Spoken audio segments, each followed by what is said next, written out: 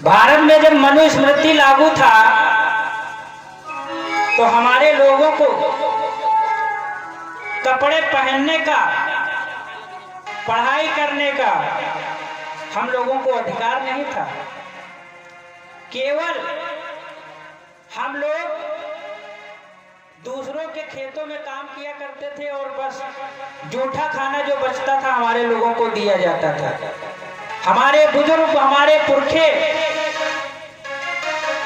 भूखे और प्यासे खत्म हो गए।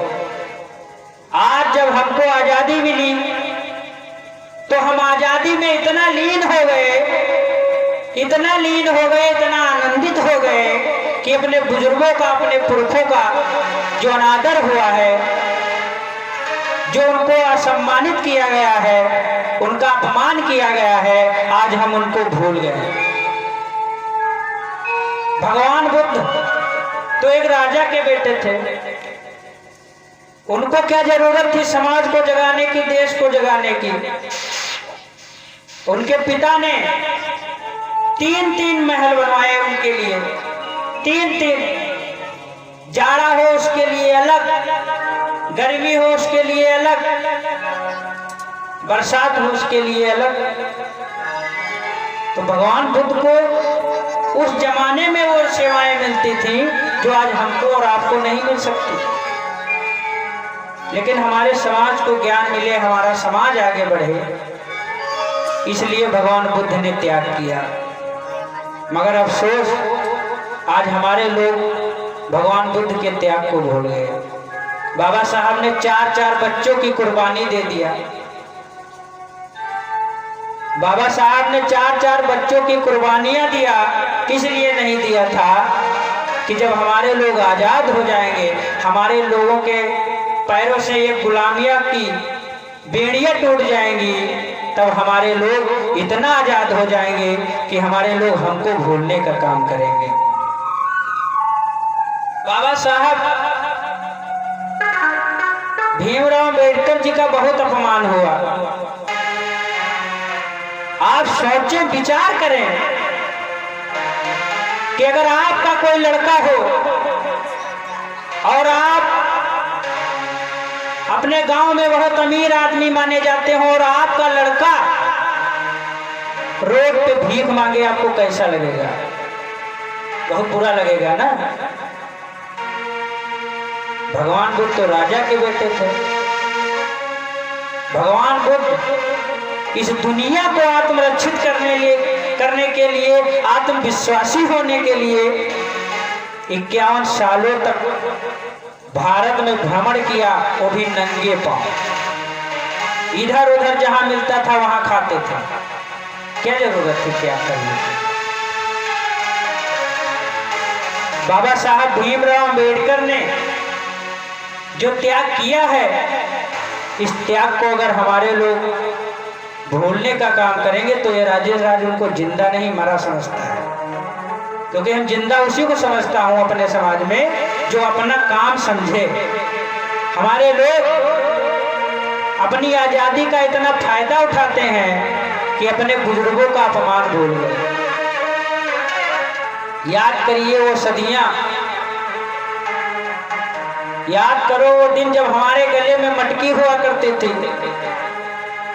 हमारे गले में मटकी हुआ करती थी, गले में, और कमर में झाड़ू।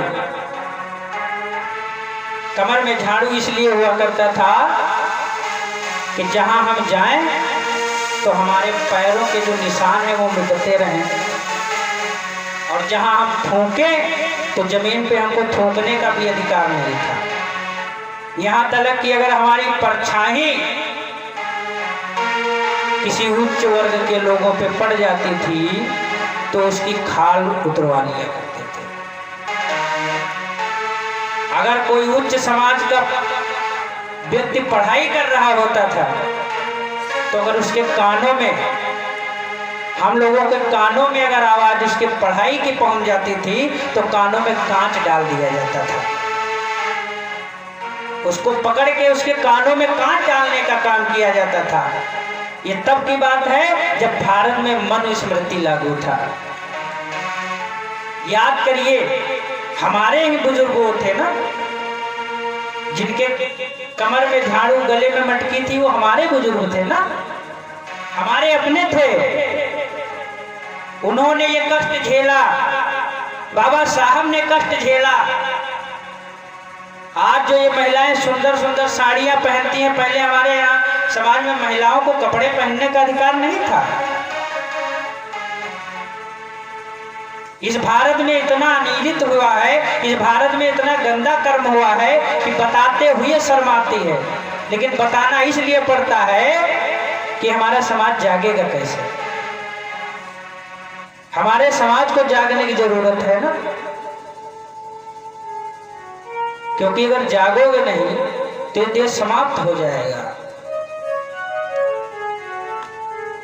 अभी हमारे भैया ने आपको बताया कि सीतापुर को किसने बसाया था, बताओ? सीता पासी ने ना। आपको सीतापुर में कौन पासी मजम दिखा रहा भैया? कोई दिखा रहा? सब कुछ जानते हो। लखनऊ को लाखन पासी ने बसाया, कहाँ पासी दिखा रहा तुमको? कहीं दिखा रहा? ये सब राज्य इसीलिए छिनी है क्योंकि हम अपनी आदतों को सुधार नहीं पा रहे हैं।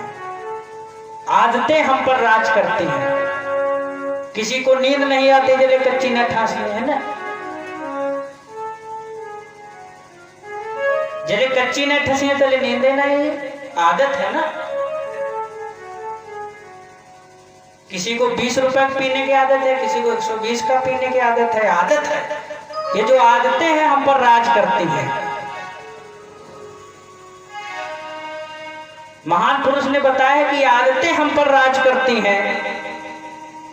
ये बात सत्य है, आदतें हम पर राज करती हैं। दारू पीने वाले आदमी कितनों समझाओ, कितनों बंद कर दो, लखनऊ में अस्पताल खुला है, पकड़ के बंद कर दो, 1.5 लाख रुपया 1 लाख रुपया 6 महीने में जमा होता है दारू छुड़वाने का। लेकिन जब फिर छूटेगा तब फिर पिएगा, क्योंकि उसको आदत है। ये हमारा समाज तो आदत से मजबूर है ना। आई डोंट लाइक दिस आदत। आदत को समझो, आदत है क्या यार? आपको अगर कोई जहर दे दे पी लोगे क्या? नहीं पियोगे ना। लेकिन अगर दारू डाल दे दे तो पी लोगे, क्योंकि जान नहीं पाओगे। दारू की आदत है, जहर की आदत नहीं है ना। जहर की आदत डालोगे जहर भी पी लोगे। तो ये जो हमारे समाज में आदतों ने राज किया है, मैं गुजारिश करता हूं अपने नौजवान भाइयों से कि इन आदतों को दूर करें। ये आदतें जो हैं हमारे समाज को खोखला कर रही हैं। तो हमारे समाज में जो ये नारियां थी, इनका इतिहास बहुत अच्छा रहा है, मगर मनुस्मृति जब लागू था तो सबसे ज्यादा अगर दबाई गई हैं, सताई गई हैं और अत्याचार हुआ है तो हमारे यहाँ नारियों पे हुआ है। नारियों को कपड़े पहनने का अधिकार नहीं था, यहाँ तक कि इनको स्तर ढकने का भी अधिकार नहीं था। इनको स्तर ढकने का भी अधिकार नहीं था। आपने पढ़ा होगा, जिन लोगों ने पढ़ा है वो जानते होंगे। एक नगेली नाम की स्त्री हमारे समाज में थी। तो हमारे समाज में जब यहाँ भारत में मनुस्मृति लागू था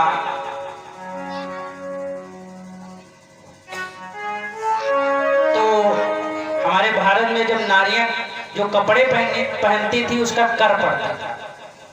जिस तरह से अगर आप बैंक से कर्जा लें तो आपको लोन देना पड़ता है ना, पैसा जमा करते हैं। इसी तरह से अगर हमारे समाज की माताएं बहनें कपड़े पहनती थी तो उसका हमको कर देना पड़ता था हर महीने में।